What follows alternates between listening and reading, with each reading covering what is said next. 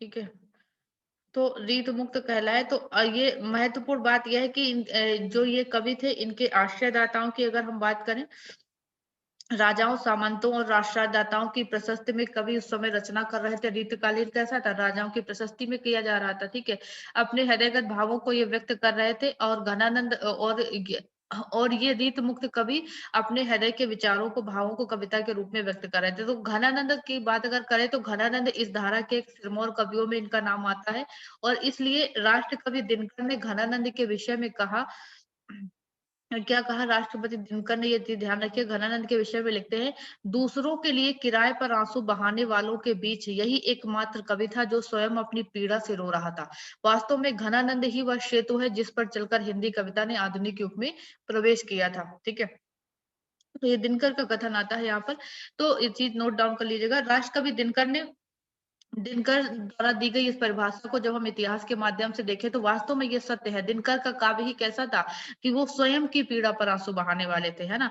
ये इन्होंने अपनी भावनाओं को व्यक्त करने के कारण घनानंद अपार कष्ट भी सहने पड़े। मध्यकाल में जहां पर हमने देखा मध्यकाल के राजा क्या कर रहे थे, ईश्वर का रूप थे, कला व साहित्य सब उसी के निमित्त था। तब व्यक्ति मन के भावों को व्यक्त करना बेहद खतरनाक था। यानी कि जब लोग राजाओं का गुणगान कर रहे थे उस समय ऐसी स्थितियों में घनानंद ने खुद के भावों को व्यक्त किया। तो घनानंद के साथ जो अन्य रीत मुक्त कवियों ने स्वच्छंद काव्य की रचना की क्रांति की। तो ये लोग रीत मुक्त कवियों में आते हैं।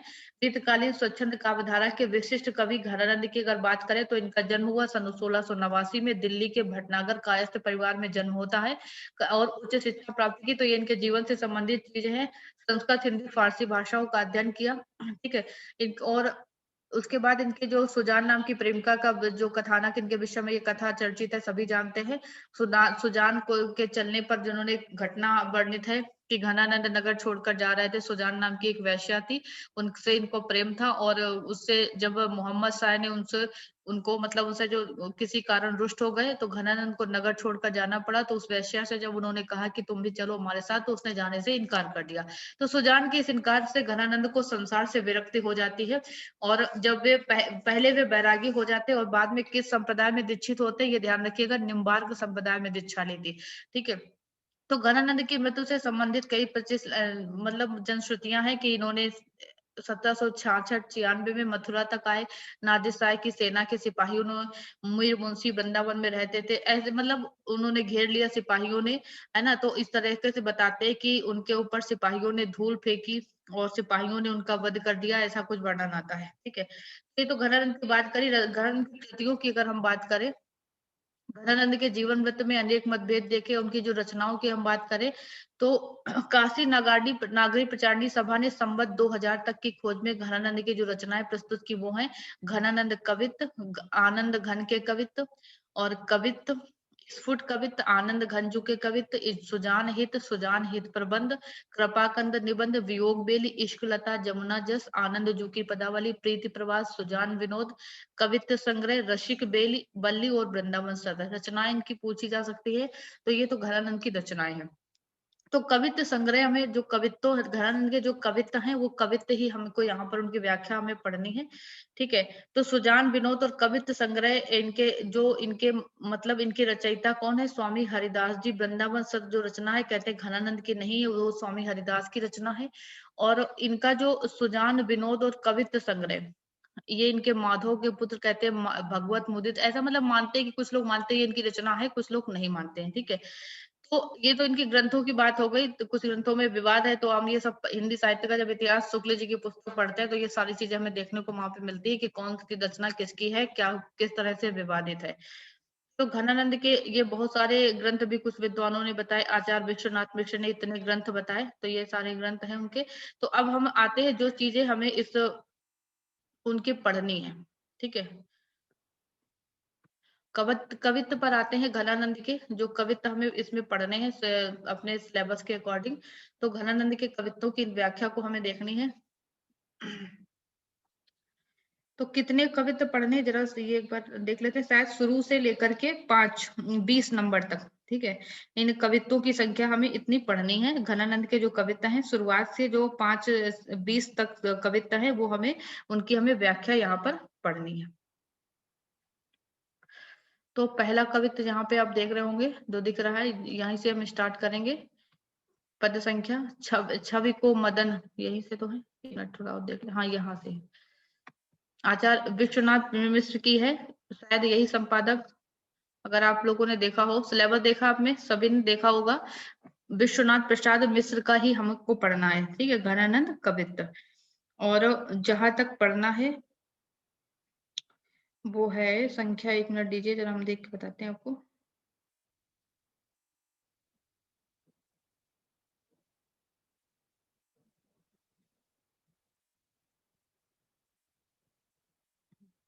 एक से 30 तक पढ़ना है, ठीक है। ये विश्वनाथ प्रसाद मिश्र का जो घनानंद कवित्व हम देख रहे हैं, 1 से 30 तक का ये पद संख्या हमको यहाँ पर पढ़नी है, इसकी हमें व्याख्या यहाँ पर देखेंगे। तो पहले ये पहला है कवित्व, यहाँ से स्टार्ट करते, कहते हैं कि लाजन लपेट लपेट चितवन भेद भाई भरी, लसत ललित लोल चक चिर तिरछान में, छवि को सदन गोरो भाल बदन रुचिर, रस निचुरत मीठी मृद मुस्कान में, दसन दमक फैली हमें मोती माल होती, पीसो लड़की प्रेम पगी बतरानी में, आनंद की निधि जगमगाती छबीली बाल, अंगन अनंग रंग दुरी मुरी जाने में।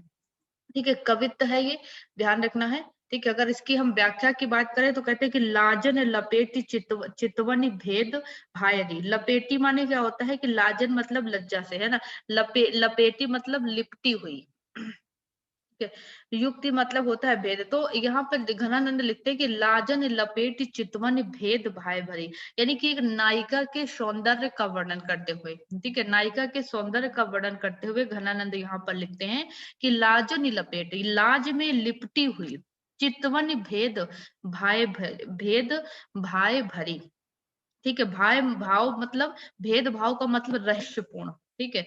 और तो कहते हैं कि लाज में लिपटी हुई जो नायिका की जो छवि है, चितवन यानी उसकी जो छवि है, घनानंद कहते हैं वो कैसी है, भेद भाई भरी, यानी भेद से भरी, मतलब गूढ़ भाव जिसमें कह सकते हैं कि वो कैसी है, रहस्यमय भाव से भरी हुई वो उसकी छवि हमें ऐसी प्रतीत होती है, ठीक है। लाज में लिपटी हुई नायिका की जो छवि है, कहते हैं अत्यंत रहस्यमय लगती है, लसत ललित लोल चक तिरछानी में।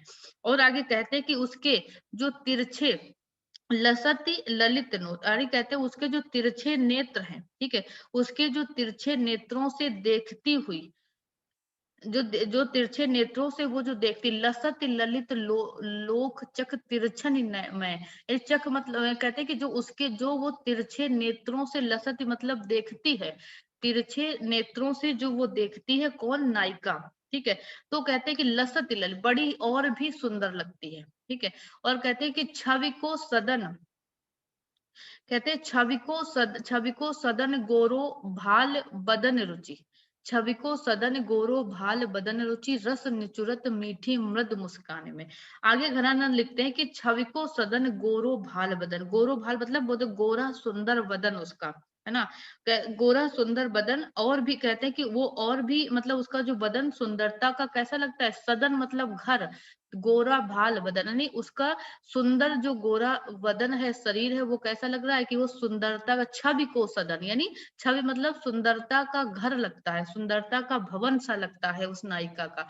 और कहते हैं रस निचुरत मीठी मृद मुस्कान में, मीठी मृद मुस्कान यानी कहते हैं उसकी मीठी जो मधुर मुस्कान है, नायिका के सौंदर्य का वर्णन कर रहे हैं घनानंद, कहते हैं उसकी जो मीठी मुस्कान है, ऐसा लग रहा है जैसे न रस निचुरत, ऐसा लगता है उसका रस बह रहा हो, रस निचुड़ रहा हो उसमें। और कहते हैं दसन दमक की फैली हमें मोतिन माल होती।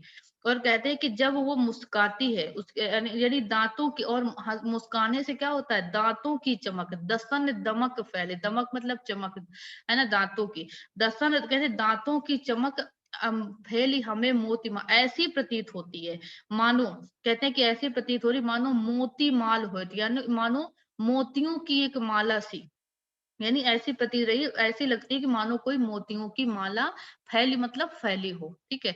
और कहते पीसो लड़क प्रेम पगी बतारन में, आनंद की निधि जगमगाती छबीले बाल। और कहते हैं कि ऐसी यानी कि पीसो, और उसकी जो प्रेम रस में कहते हैं कि उसकी मतलब जब मुस्काती है तो ऐसा लगता है उसके रस है, मीठी मुस्कान में रस टपक रहा हो, और उसकी जो हंसने से जो उसके दांत मतलब उसके दांतों की जो छवि है वो ऐसी लगती है इसकी जैसे कोई जैसे कोई सफेद मोतियों की माला पड़ी हो, ठीक है।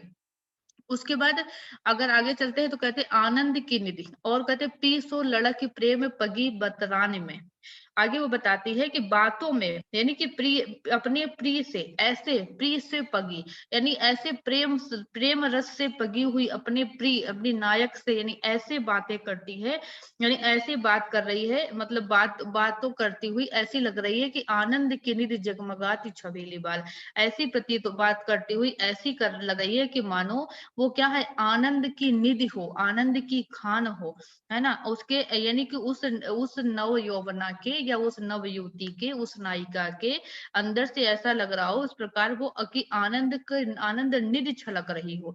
और कहते अंगनी अनंग रंग ढूरी मुरी जान में। और लिखते हैं घनन की अंग अंग से उसके इस तरह से यानी ऐसी सुंदरता छलक रही है, मानो ऐसा झलक रहा हो जैसे कि जो धूप पड़ने से क्या हो, अनंग ढूरी मुरी जाने, मुरी मतलब यानी कि मुरी मतलब क्या होता है, घूमने से, है ना। अनंग मतलब होता है उसकी जो सुंदर छटा है। तो कहते हैं कि ऐसी सुंदर छटा उसकी प्रतीत हो रही है कि मानो जैसे धूप लगने से कोई आईना कैसा होता है, जब आईने में धूप पड़ती है तो कैसे अचानक से वो चमक उठता है, तो ऐसी ही उस नायिका की सुंदर छवि इसमें दिखाई पड़ रही है, ठीक है। क्लियर सभी को, कहीं कोई दिक्कत? तो एक बार फिर से उस पूरी लाइन को समझ लेते हैं। कहते हैं कि लाजन लपेट चितवन भेद भाई, लसत ललती लोल चक तिरछाने में। तो कहते हैं कि लाजन लपेटी, वो नायिका के रूप सौंदर्य का वर्णन करते हुए घनानंद लिखते हैं कि लाज में लिपटी हुई जो नायिका है कि उसकी सुंदर छवि अत्यंत ही चितवनी भेदभाव यानी बहुत बड़ी ही रहस्यमय लग रही है, और उसके तिरछे नेत्रों से जब वो देखती है तो वो और ही सुंदर यानी उसकी छवि देखने को सुंदर छवि लगती है। और कहते हैं कि गोरा बदन, उसका सुंदर शरीर, गोरा बदन उसका ऐसा लगता है मानो सुंदरता का कोई घर हो, और रस निचुरत मीठी मुस्कान, उसकी सुंदर मीठी मुस्कान से ऐसे मानो लगता है रस टपक रहा हो, और जब वो हंसती है तो उसके ऐसे लगता है कि मानो कोई मोतियों की माला फैली हो।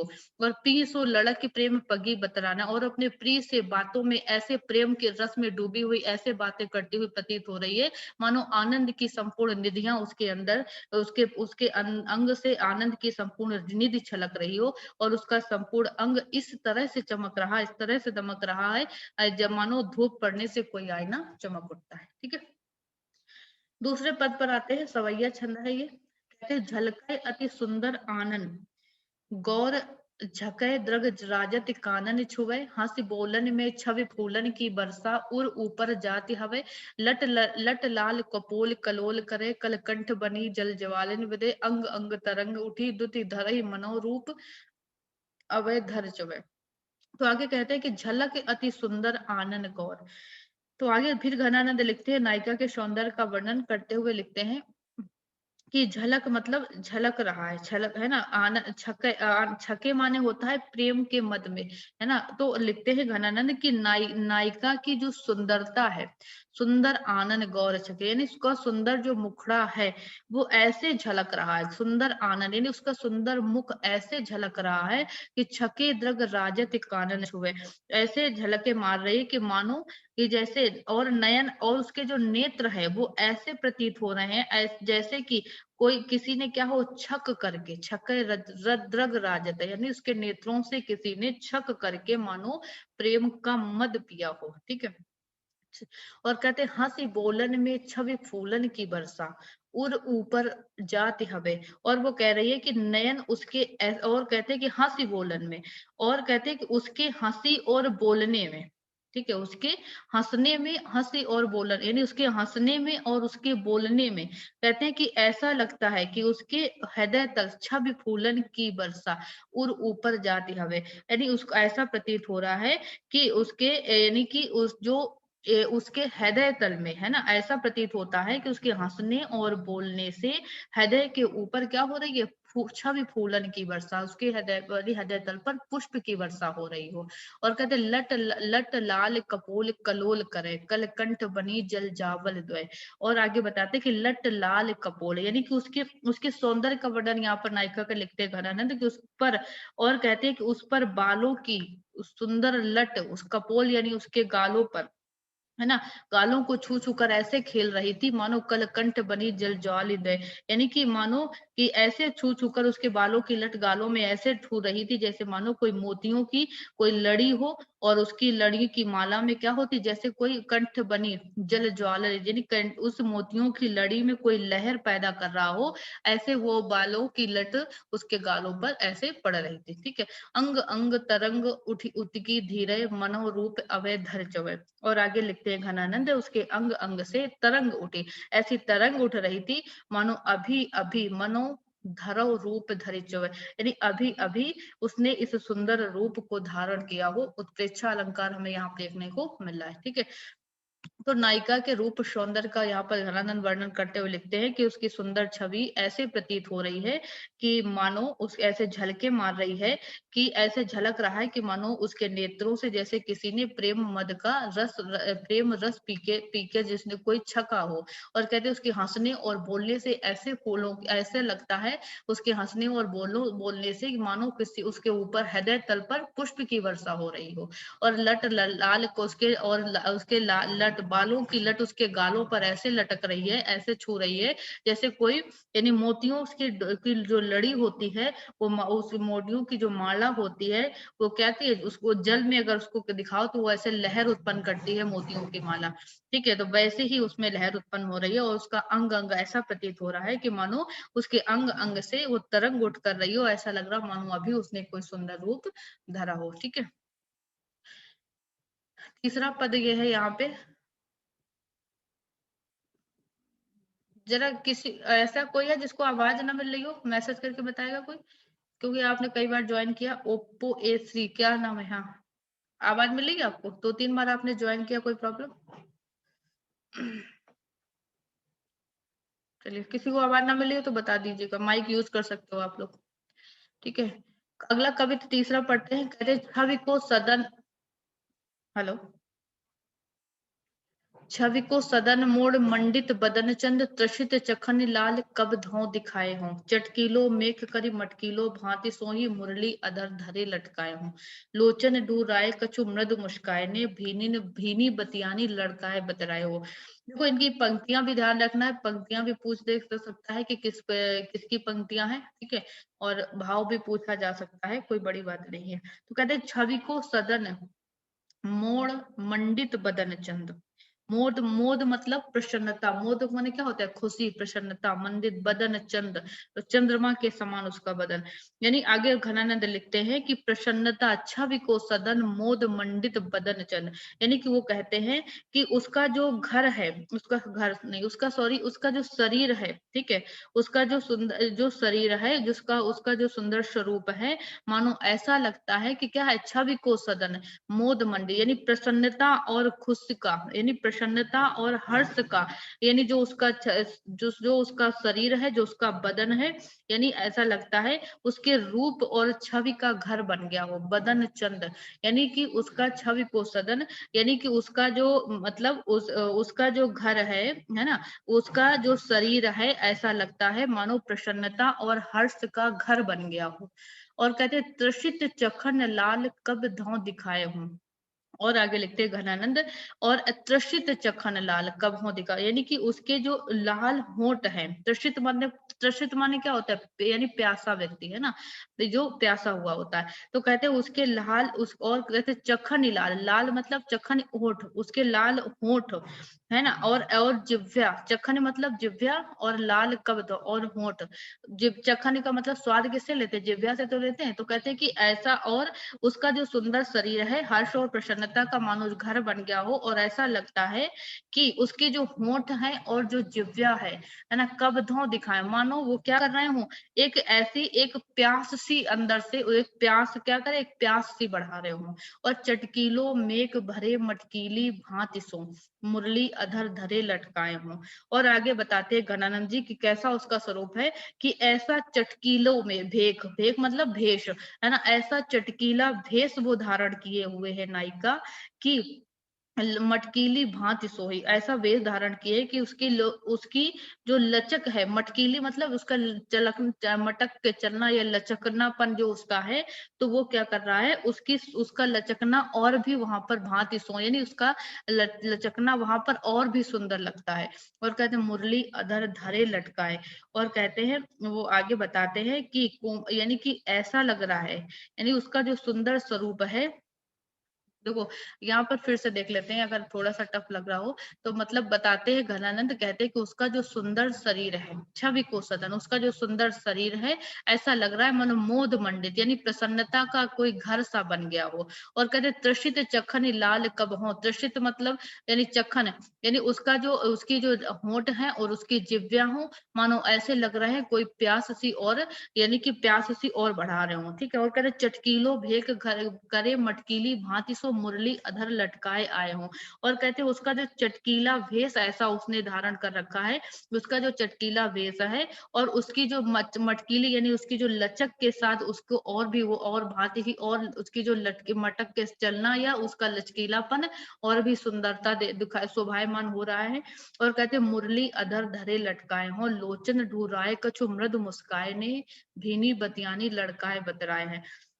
और ऐसा, और कहते हैं कि जैसे, और मुरली अधर लटकाए उसके, और ऐसा लग रहा हो कि मानो उसके अधरों पे जैसे मुरली, कृष्ण के अधरों पे मुरली शोभायमान होती है, वैसा ही स्वरूप उसका भी लग रहा है कि मानो उसके अधरों पर मुरली लटक रही है, मुरली शोभायमान हो रही है। और लोचन ढूराए, ठीक है। और कहते हैं कि लोचन ढूरा, यानी कि उसके जो नेत्र हैं, लोचन मतलब नेत्र, नेत्र कैसे हैं, ढूराए, ढूराए मतलब चलायमान है, चंचल जिसको कहते हैं ना, उसके लोचन ढूराए कछु मृदु मुस्काए ने। और कहते हैं कि उसके नेत्र चलायमान हो रहे हैं, और उसकी जो मृदु मतलब कोमल जो मुस्कान है, वो क्या करे, मुस्काए ने, यानी वो क्या करी, मानो स्नेह प्रेम की वर्षा कर रही हो। और भीनी बतियानी लड़काए बतराए हो, और वो कहते हैं कि ऐसे में, और इसने बरसा रहे हैं, और कहते हैं कि भीनी बतियानी लड़काए बतराए रे, बिरह जरत जिए जान आन प्राण प्यारे।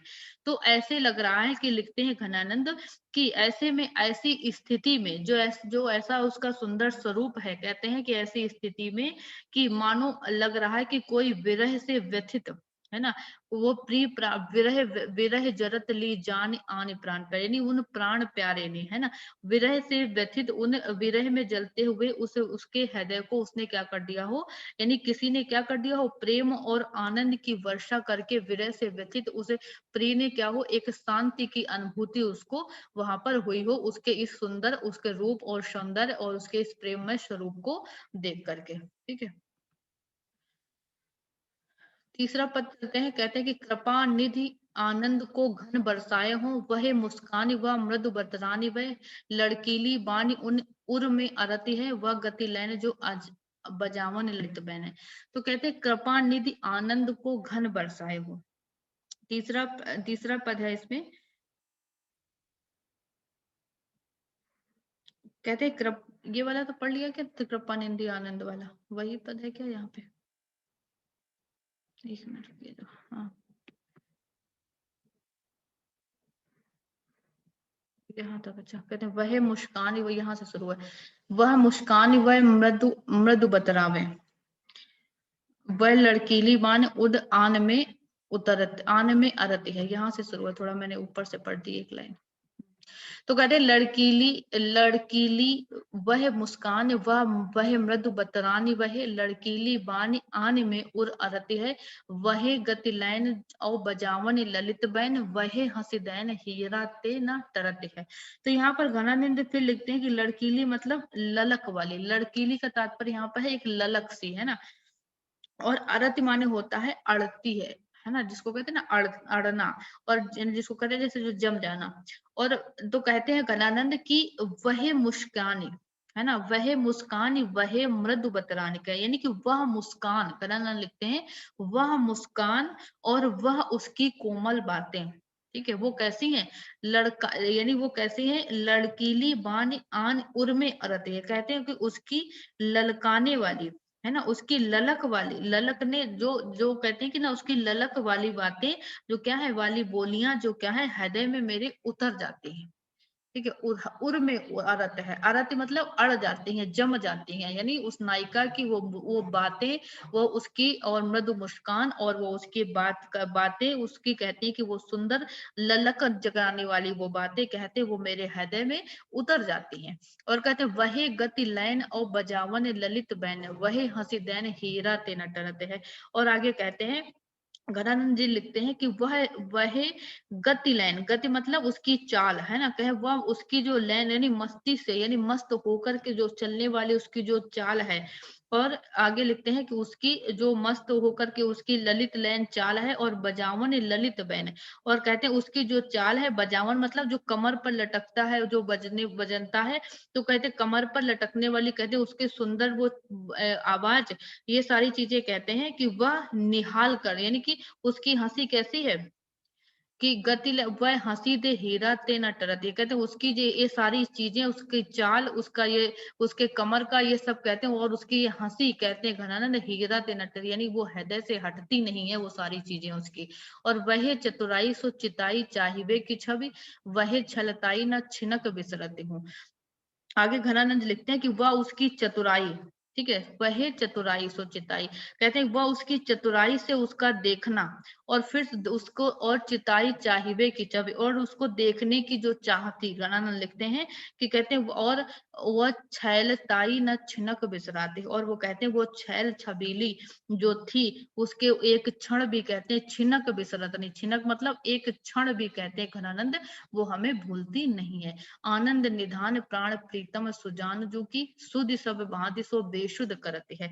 तो आगे घनानंद अपनी उस सुजान मतलब प्रेयसी को याद करके कहते हैं कि उस आनंद विधान जो सुजान, जो प्राण प्रिय जो सुजान थी, कहते हैं उसकी जो प्रीत, उसकी स्मृतियां, उसकी यादें, कहते हैं हमें एक पल भी हमें क्या कहती हैं कि हमें भूलती नहीं है। शुद्ध सब भांति सो बेशुद्ध कर दी, उसकी वो यादें बार बार आकर के क्या करती, हमें बेसुध सा कर देती हैं, यानी कि वो हमें बार बार उसकी ये सारे क्रियाकलाप, उसकी सारी चीजें हमें याद आ रही हैं। ठीक है, पांचवें पद पे चलते हैं, तो कहते हैं जासो प्रीत ताही निठुराई सो निपटने, कैसे करी जी की जरनी सो जतावे, महानिर्दयी दई कैसे के जियाओ जीव, बेदन की बढ़ावनी कहाँ लो दुर्वाई रे।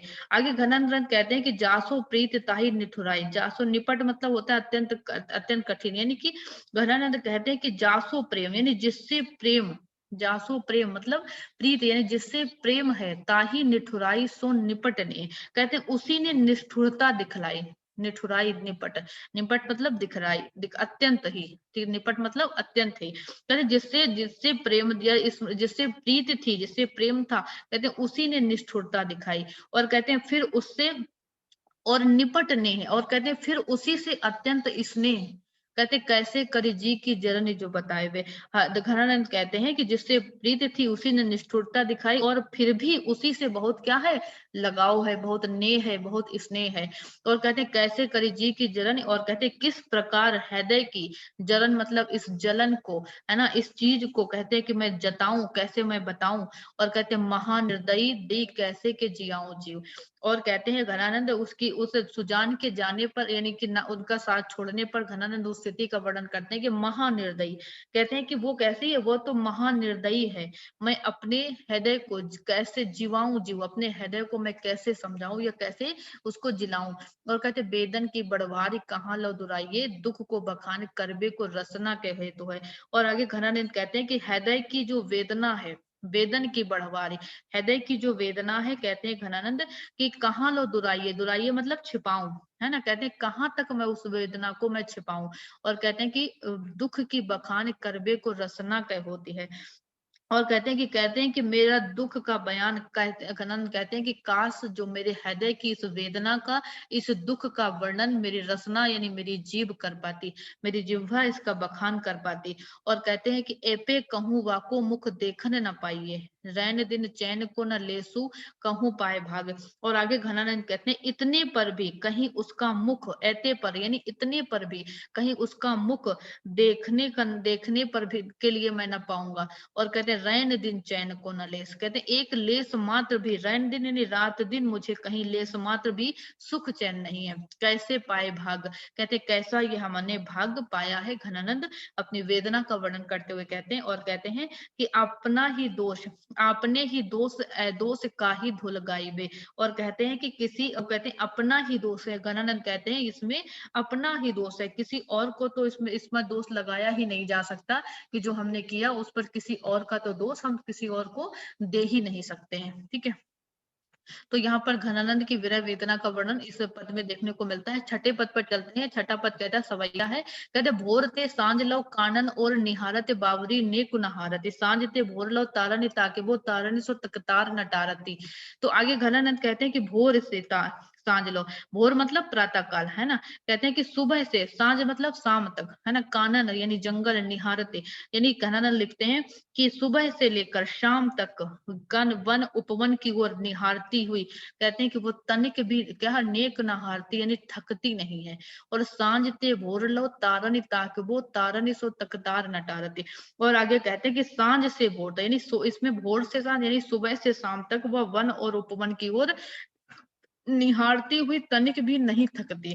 और कहते हैं सुबह से और सांझ से भोर यानी शाम से शाम सुबह तक, कहते हैं कि जरा कहते हैं कि एक तारों को यानी भोर तक, कहते हैं कि आंखों से एक तार भी देखना, यानी कि कुछ भी मतलब कहते हैं शाम से सुबह तक, कहते हैं कि एक तार नटा यानी रात्रि का एक तारा भी उससे नहीं छूटता, उसको वो ताकती है मतलब। और कहते हैं कि जो कहूँ भय तो धीट पे घनानंद आसन अवसर गारती। घनानंद कहते हैं कि लेकिन यदि कभी वो आ भी जाए, है ना, कहते हैं जो कहूँ भीत धीट पर, अरे घनानंद कहते हैं कि मतलब कि यदि वो कभी प्रिय आ भी जाते हैं तो आंखों में, कहते हैं क्या होता है कि आंसुओं के यानी घनन धीत पे घनन आंसू ने अवसर गारत, कहते हैं कि आंसुओं के यानी कि हमारे हृदय में आंसुओं के प्रवाह के चलते वो नजर भी नहीं आती है। मतलब घनानंद अपनी वेदना का वर्णन कर रहे हैं कि वो किस तरह दुखित हैं, उनकी आंसुओं से किस प्रकार रात दिन उनके प्रिय के वियोग में अश्रुधारा बहती रहती है। तो कहते हैं कि सुबह से शाम तक ये वन उपवन कानन सबको निहारती है ये आंखें, और कभी थकती नहीं है, और सांझ से शाम से लेकर सुबह तक के यानी सब कुछ ताकती हैं, एक तारा भी इनसे नहीं लगातार देखती रहती हैं, वो तारा भी नहीं छूटता। और कहते हैं कभी अगर भूल से कभी वो प्रिय के वो हमारे सामने आ भी जाता है, तो कहते हैं मेरे आंखों में इतने आंसुओं से के इतनी आंसू बहते हैं कि उन आंसुओं के कारण हमें वो प्रिय और सुन अवसर यानी वो नजर नहीं आते हैं। और मोहन सोहन दोहन की लगिए रही आखिन के उर आरते हैं। और आगे घनानंद कहते हैं कि इस हृदय में मोहन सोहन यानी मोहन को साक्षात देखने की, ठीक है, लालसा लागिन रही आखिन उरारती है, कहते हैं इन हृदय में ये इच्छा है कि मोहन को अपने आंखों से साक्षात देखने की लालसा घनानंद कहते हैं मेरे आंखों में निरंतर, मेरे नेत्रों में निरंतर बनी रहती है। ठीक है, तो घनानंद के इसको व्यक्तिगत प्रेम की पीड़ा भी कह सकते हैं, घनानंद को ये भी कह सकते हैं कि घनानंद यानी कि यहाँ पर ईश्वर का भी गुणगान समझ सकते हैं, यहाँ पर मोहन मतलब कृष्ण की भी बात वो यहाँ पर करते हैं। ठीक है, तो ये महत्वपूर्ण पद थे जो गणानंद के हमने यहाँ पर किए। इतने ही पद रखेंगे आज की क्लास में, 5-6 पद हमने किए। अगर आप लोग आगे पढ़ना चाहते हैं तो बताइए, वैसे मेरे हिसाब से इतना ही काफी है, आप लोग को समझ में आना चाहिए। ठीक है, आगे कल के बाकी पद कल की क्लास में करेंगे। ठीक है, किसी को कोई दिक्कत, 2 मिनट की क्लास है अभी, आप बता सकते हो माइक ऑन करके, कहीं भी कोई दिक्कत हुई हो।